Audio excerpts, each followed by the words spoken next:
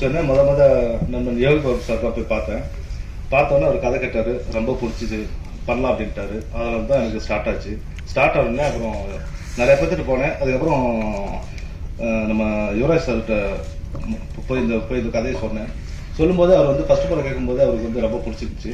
பிடிச்சோடனே இப்போ அடுத்து என்ன பண்ணலாம், யார் வேணும், ஆர்டிஸ்ட் வேணும் அப்படின்னு சொல்லும்போது அப்புறம் யோகி பாபு சார், அதுக்கப்புறம் ஜெய் சார், அப்புறம் இந்த கேரக்டர் இருக்குது, இந்த கேரக்டர், அப்புறம் ஒவ்வொரு கேரக்டர் என்னன்னா இவரே சொல்ல ஆரம்பிச்சிட்டாரு.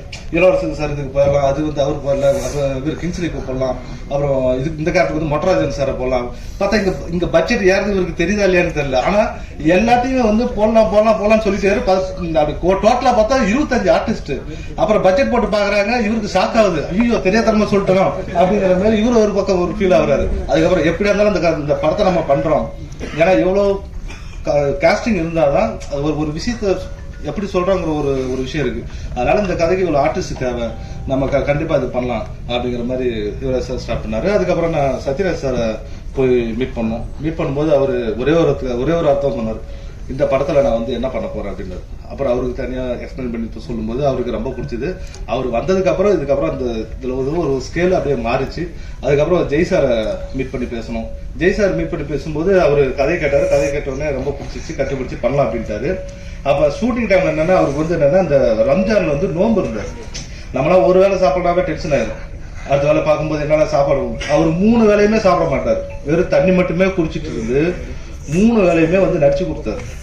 அது அவருக்கு தெரியுமா தெரியாதா எனக்கு தெரியாது. ஆனா அவரோட வழி எனக்கு தெரியும். ஏன்னா ஷார்ட் திடீர்னு கூப்பிட்டா டென்ஷன் ஆகும்ல, அந்த பசியோட அந்த ஒரு டென்ஷனோட இருக்கும்ல.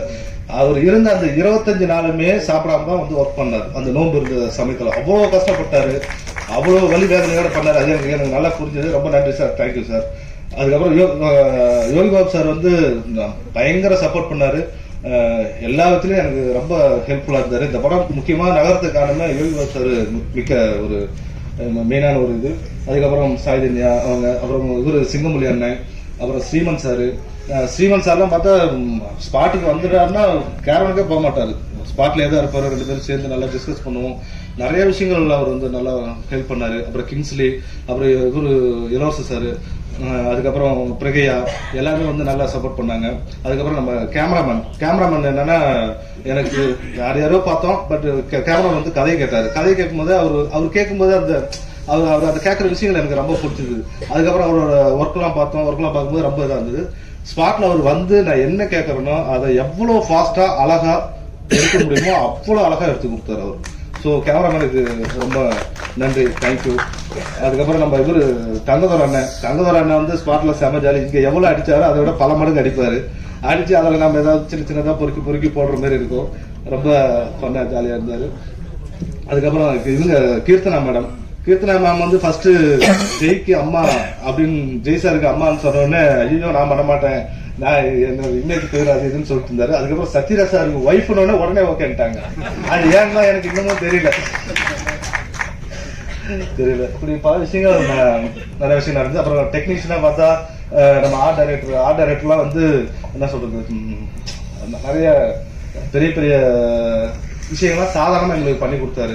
ஸோ ஆர்ட் டைரக்டர் ரொம்ப நன்றி. அப்புறம் எடிட்டர் வந்து அனந்தலிங்க குமார், அவரும் நல்லா ஹோப்ஃபுல்லா நல்லா ஒர்க் பண்ணி கொடுத்தாரு.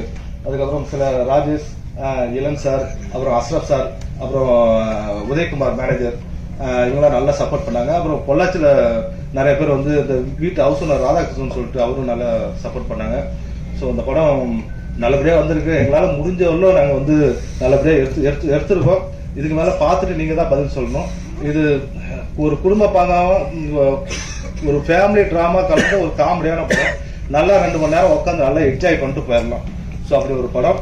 இந்த படம் வெற்றி பெற பத்திரிகை நண்பர்கள் மற்றும் பெரியவர்கள் எல்லாம் வாழ்த்தி வணங்கும்படி கேட்டுக்கொள்கிறேன். நன்றி, வணக்கம்.